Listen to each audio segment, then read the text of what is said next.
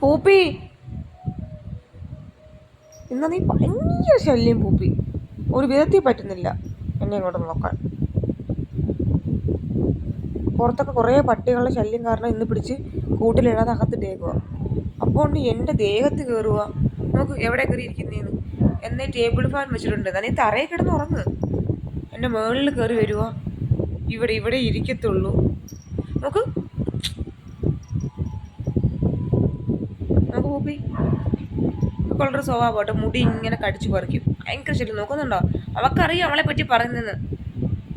ഭയങ്കര കുരുത്തക്കേടെന്ന് പറഞ്ഞാൽ കുരുത്തക്കേട്. എല്ലാം വലിയ കൊച്ചേ, ഒരു വയസ്സാവാറായി. പക്ഷെ അഹങ്കാരം ചില്ലറയൊന്നുമല്ല. നോക്ക് പൂപ്പി. പൂപ്പിയെ അമ്മച്ചിയെ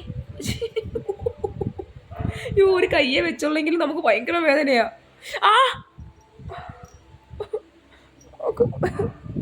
അവൾക്കറിയാം അവളെ പറയുന്നേന്ന്. നോക്ക് ഇങ്ങോട്ട് നോക്ക്. ക്യാമറ നോക്ക്. ഇങ്ങോട്ട് നോക്ക് പൂപ്പി. ഹായ് പറ. Hi mama. Hi mummy.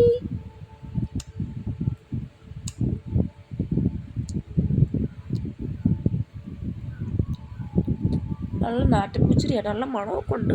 പക്ഷേ ചില സമയത്ത് ഭയങ്കര സ്നേഹമായിരിക്കും.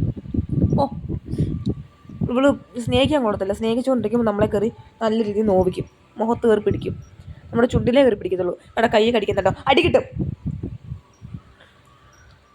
അവളുടെ സ്ഥലമാണ് അത്. അവിടെ അവൾക്ക് സൂക്കേട് കിടക്കത്തുള്ളൂ.